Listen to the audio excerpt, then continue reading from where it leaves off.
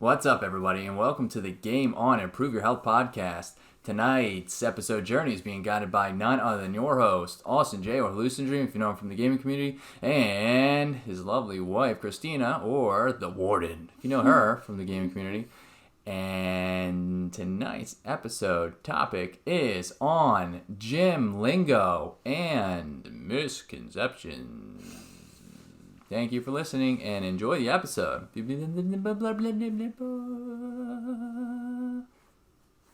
I added to the end. That was great.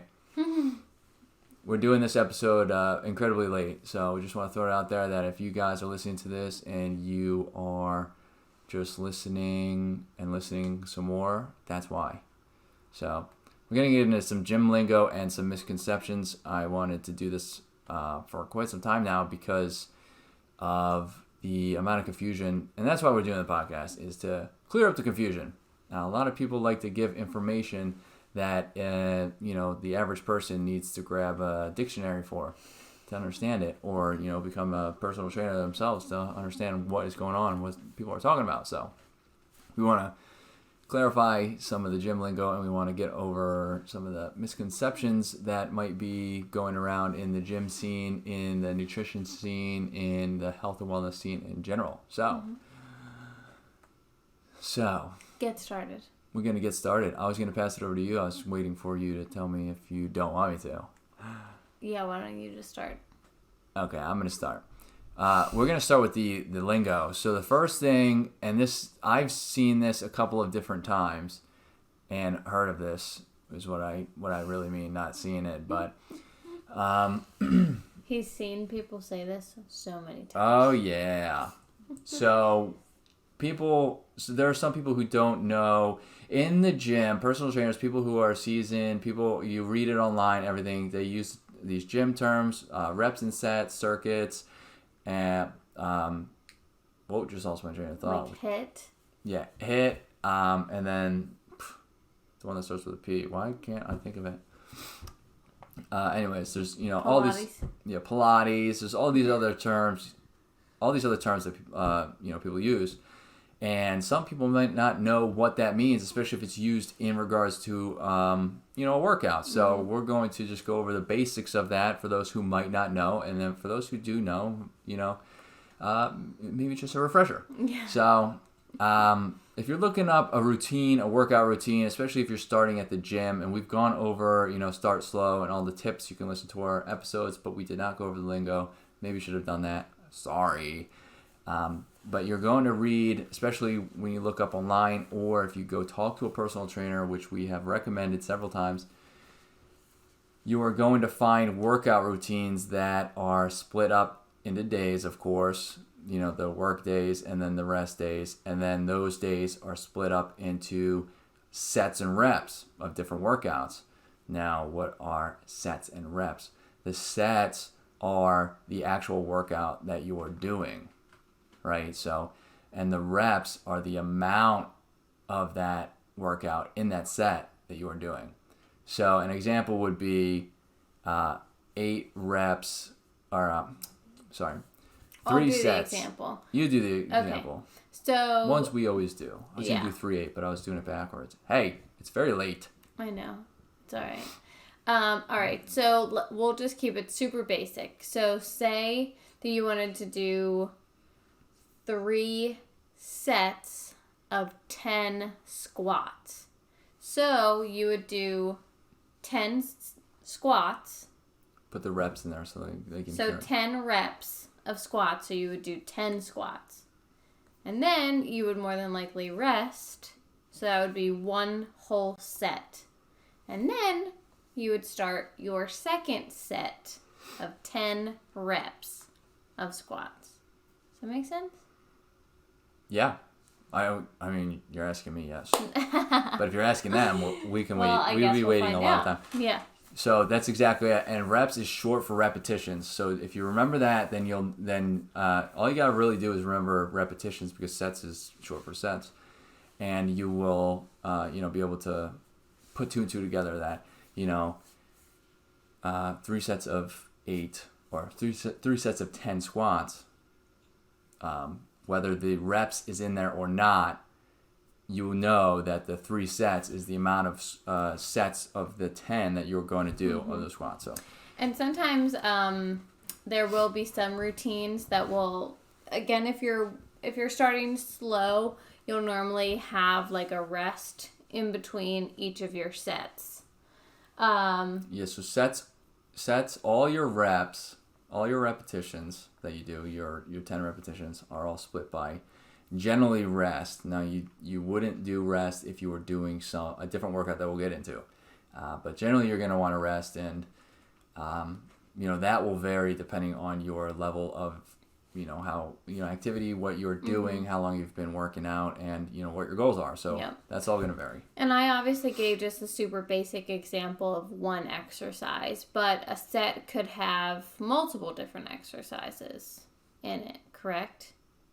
Yeah. So like say I was doing squats, forward lunges, and backwards lunges. So if I was doing 10 of each of those things. Yeah, 3 sets of 10 of the squats, forward lunges, and then backwards lunges. So you're going to do 10 of each exercise. Yep. So then you're going to have 3 sets. So you'll have 10, 20, 30 squats, 10, 20, 30 forward lunges, 10, 20, 30 backwards lunges. Yep. Right? So in that set, you're going to be doing 90 different movements. Yep. So if there's any confusion, please reach out to us and we can explain a little further. But that's generally it. Now, I've heard people, again, I wanted to explain that because I've heard people who they were confused on what exactly they were supposed to do. So instead of doing 3 sets of 10, they just did 30 squats and then called it done with no rest or anything, which is not good, especially if you're a beginner. Your form is going to break down. There's going to be a lot of, you're really going to backtrack more than you're going to make progress. So let's try to avoid that.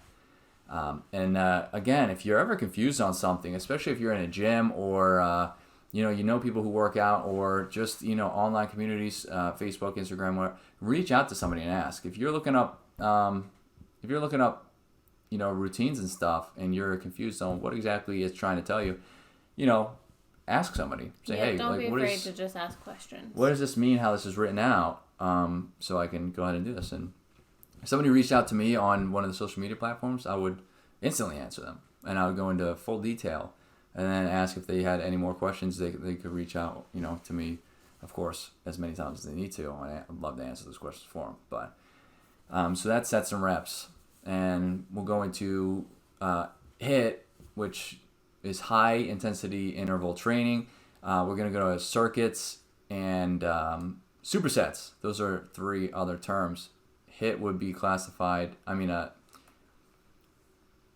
am losing so many trains right now. Supersets and circuits could be classified as high intensity interval training because they have less rest, and it's more cardiovascular rest, more rest periods, more cardiovascular. You're trying to get your heart rate up and do more workouts in a period of time. So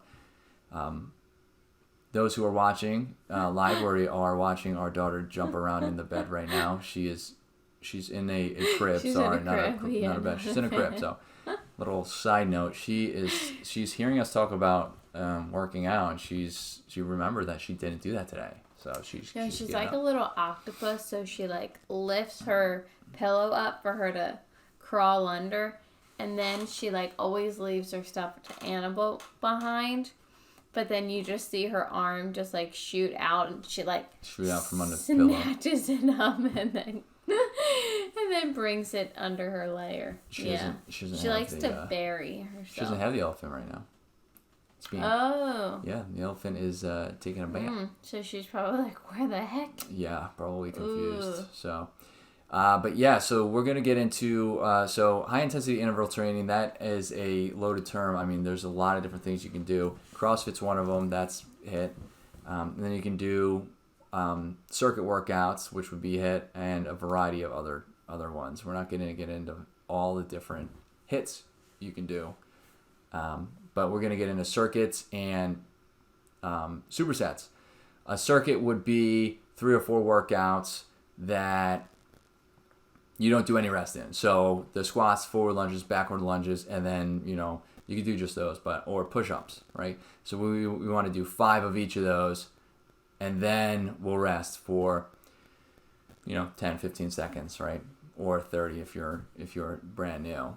And that's to get our heart rate up. That's to, build endurance. And that is one of the benefits of doing the circuits, right? So you can keep that heart rate elevated. And supersets is where you have 2 workouts. You can have more than that, but you have 2 workouts where you do these 2 workouts and then you do a rest. So we'll just say the squats and forward lunges. So what you would do in a superset of squats and forward lunges, 3 sets of 10 superset, they would be together. So you would do the squats and then the lunges, and then you would take a break, right? And there's no break in between the 2. Mm-hmm. So it might be a little confusing that it sounds like they're both the exact same, and they sort of are, but supersets is more of you get a break in between the supersets, whereas the circuit is more kind of, it's an active rest where you want to keep moving, keep your heart rate up. So there's another couple common terms. And you can also make some videos, which the plan is to make videos, yeah. and we will have those.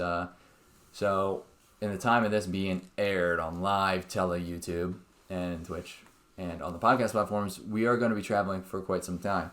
So the videos will be, and we will make videos.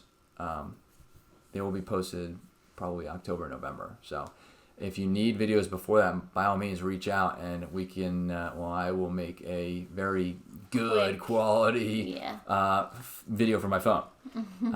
But yeah, those are some terms, right, that are used very often at the gym. Are there any more that you? No. I don't think so. If anybody, those are the 4 main terms that I wanted to go over. If anybody has any other questions on other terms that you have heard or, anything of the sort, reach out to us. We would love to answer them in the follow-up question and answer next episode.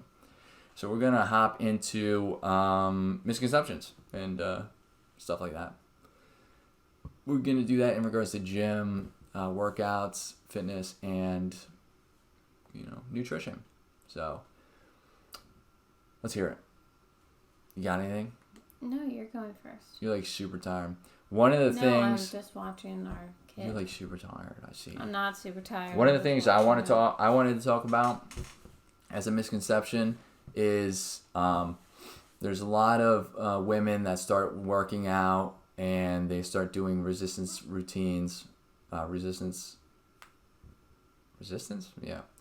Wow. Anyways, this episode's good. And they start doing these routines and they become fearful that they are going to gain too much muscle and start looking like they are, quote unquote, bulking up and, getting, shredded, as people would say. And I want to clear the air on that, and that it's incredibly difficult for the female body to be able to do that. The female body wasn't designed by whoever designed it to do that. Okay, and building muscle, females can build muscle, but to get really bulk and big muscles like those bodybuilders do is incredibly difficult, and it's very rare that will happen. So I want to clear the air of that and let people especially people who are just starting, don't let that deter you. Mm-hmm. You can work out and you can do all these workouts, and you more than likely, now there are those exceptions, but you more than likely aren't going to get quote unquote bulk, shredded, however you want to however you want to call it. Do you have anything to add to that?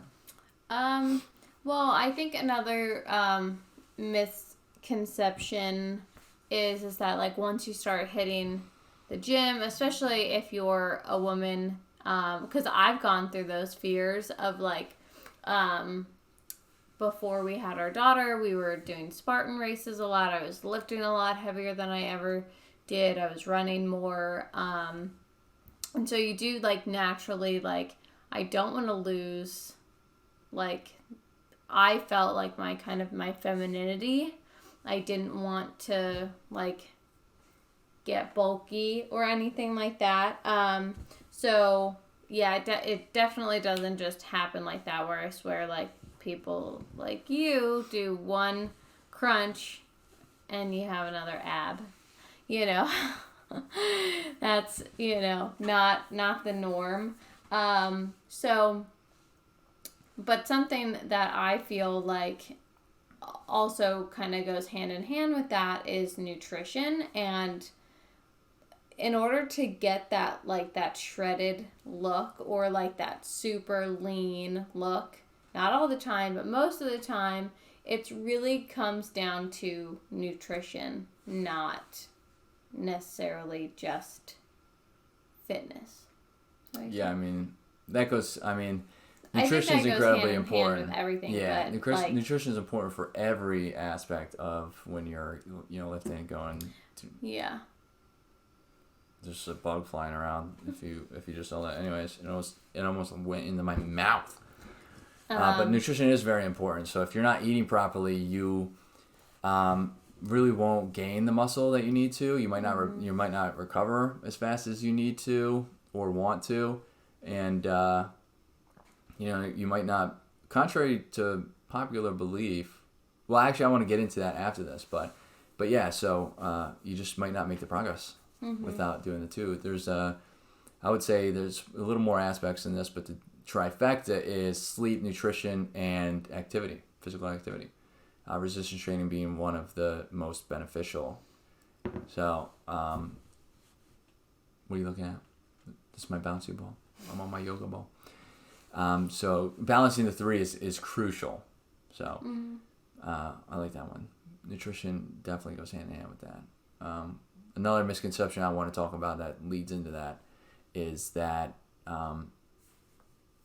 about when you're first starting. This is it's not limited to beginners, people who are just starting out, but there's a lot of people who, you know, start going to work out, following a routine. Maybe they're with a personal trainer, maybe they have a friend guiding them, and they're working out and they're working their butts off and they are being consistent, right? But the scale is not changing, or the scale goes up by, you know, half a pound or a pound after 3 weeks of going to the gym continuously. And that is okay. One of the things that people don't tell people, or people might not understand or know, is that what you're doing is converting some of that fat to muscle, and muscle weighs more than fat, and muscle takes more calories to maintain, because so what that means is you burn more calories, you know, just sitting there, just doing nothing, right? Maintaining the muscle on a daily basis, which helps to burn fat as well, part of the metabolism, right? And that's something that people might not understand. And so they'll get on the scale, see that they're not making any progress, and then that will deter them, which isn't necessarily true. Probably are making progress, but you just don't know that information. So now you think you're not, and then that'll deter them from continuing, because, you know, you put 3 weeks to a month into it, or even longer, and you're not seeing any progress. But one of my recommendations for that too is, you know, don't look at the scale. Scales are not a good determining factor on anything, especially if varying through the day is the worst, because you get on the scale after you eat and you got, you know, you haven't digested that food. Now you got whatever food you ate in there, right? Or the amount of water you've been drinking all day, or, you know, or you could do it while get on the scale while you don't have that much water, and then it appears as though you'll have lost weight, but it's just water weight. And then the next day you rehydrate, you get on there, and you know, hydration is incredibly important. Yep. So so I mean, I think to just kind of echo that is, it is important to, which I've said multiple times, it's important to not make your goals just physical, because of that reason, that if you get on the scale and you don't necessarily see the results that you want, it doesn't mean that you're not headed in the right direction. So, you know, we've taken progress pictures, number one, because again, even if your weight maybe is not changing or maybe it's going up versus down, you still might see a physical difference. You might notice that you're more toned, less bloated, but then in the pictures you'll realize right in the pictures you'll realize that when you're looking at yourself in the mirror every single day. Exactly. But it's also important to not make them physical, because it's going to be like, well, how do you feel? So like, even though you might not be losing the weight that you initially thought you were going to, do you feel better? Do you have more energy? Right. Like, yeah. Do you have more energy? Do you feel like less bloated? Do you have less like digestive issues? Like, are you happier? So those are some of the things that you want to take note of that go way beyond what the scale is going to tell you. Yeah, I agree absolutely 100% with all of that. Yeah. Good. Judging how you feel really is incredibly important. And that will keep you, because it is easy to, I think, plateau at a certain point. Like, once you've been working out for a little while and you have the body maybe that you want, and like you just feel like you're not making any physical progress, like the physical aspect of it is not going to drive you most often for the rest of your life to continue your journey. And so it's really important to find something that's not physical. And one of like the easiest ways to like knock you down your path is by making it physical, and is by getting on that scale, especially at the beginning. If you're trying to get on the scale like every day, it's not going to help you. It's not going to help you where you need to go. Yeah, you want to build these habits, and that's a good way to deter you from going, which would crash those good habits. So our recommendation for that is don't get on the scale. The scale is literally, and you can ask any fitness professional, the scale is like awful. It's just not a good determining factor of anything, really. And if you want to get on the scale, do it like very seldom, maybe once every couple months, and do it the first thing you wake up. Wake up, use the bathroom, and try to make sure. So I sleep in just my skivvies, so I would weigh myself in just my skivvies, right? Try that way that the weight every morning. In case nobody knows what skivvies are, it's underpants. My skivvies. If you don't know what skivvies are, oh my gosh, let us know, please. Thank you. But yeah, that's the best time to do it, right in the morning, right after you take your first tinkle sprinkle, and in your skivvy pants, and then you can. That's a good way to tell if you're dehydrated too. You'd have to do that daily to know if you're dehydrated because of the fluctuation of weight. But that's going to be your main way, because you're digested, hopefully hydrated, and everything of the sort. So I think those are. Anything else? Any other misconceptions that you want to go over? I'm sure we're going to have a bunch. I mean, there's so many, but I'm sure we're going to have a bunch more that pop up to our mind when we're not doing this at 3 a.m. And so distracted with our wailing around. I know, she was raising her hands like she had something to add on. She'll be in the next episode. So. Yeah, she was like, what? Anyway, so we'll stop it there. If you have any questions on anything you heard, or you have comments and you want to add to something, by all means, message us. If you're watching live on Twitch or YouTube, it's over here on your left. All of our social media and website. And if you're listening on the podcast platform, it is in the description. And my name is also Jay, hallucinodream. Over here to my left is Christina, or the Warden. And thank you for... Yeah, those are your there you go. descriptions. There they are over there. Thank you for tuning in and listening, and hopefully we see you guys next week, which I do this every week, so sorry, but next week, September 22nd at 9 p.m. Twitch and YouTube. All right. Bye.